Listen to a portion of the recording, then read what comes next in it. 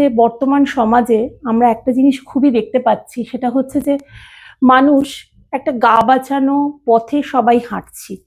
অর্থাৎ নিজের স্বার্থ যতটুকু আছে সেইটুকু চরিতার্থ করে বাকি মানুষ তাদের যা হলো সেইভাবেই চললো, তাতে আমার তো কোনো ক্ষতি হলো না। কিন্তু আপনি বরাবর সেরকম পথে না হেঁটে একটু অন্যভাবে চলতে ভালোবাসেন, কেন সেটা? সেটার জন্য পারিবারিক শিক্ষা দায়ী। আমাকে ছোটবেলা থেকে প্রথম আমার বাবা আমাকে যে কথাটা বলেছিলেন যে কলেজে তুমি এসএফআই করবে কেন, তুমি কি ছাত্র পরিষদের ইয়েগুলো জানো, কর্মসূচি জানো? তুমি আগে ছাত্র পরিষদের কর্মসূচি জানো, জেনে তোমার যদি মনে হয় যে তারা এই কর্মসূচিকে ইমপ্লিমেন্ট করতে পেরেছে, তাকে কাজে লাগাতে পেরেছে, তাহলে তুমি ছাত্র পরিষদ করবে না কেন? তুমি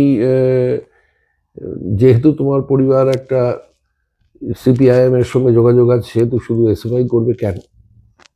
তো এই শিক্ষাটা খুব ছোটবেলা থেকে আমাকে দেওয়া হয়েছিল। মানে যখন আমাকে ওই কি বলে রাংটার মুকুট পরে তীর্ধনুক নিয়ে খেলতেও দেওয়া হয়েছে, আবার একই সঙ্গে সঙ্গে রাক্ষস বলতে আসলে এই প্রেমানুজম কাকু, বুঝলি তো? আর এই যে এরা বলছে ওটা হচ্ছে এই তোর যোগিন্দর সিং কাকু। এই তো, সুতরাং রাক্ষস বলে কিছু হয় না, কিন্তু সেটা বোঝানো হয়েছে কিন্তু আমাকে ক্লাস 5-এ এসে, তার আগে বলা হয়নি। তার আগে একটা বাচ্চা যতটা রূপকথার মধ্যে বাঁচতে পারে, লীলা মজুমদার পড়তে পারে, সেগুলো পড়িয়েছেন।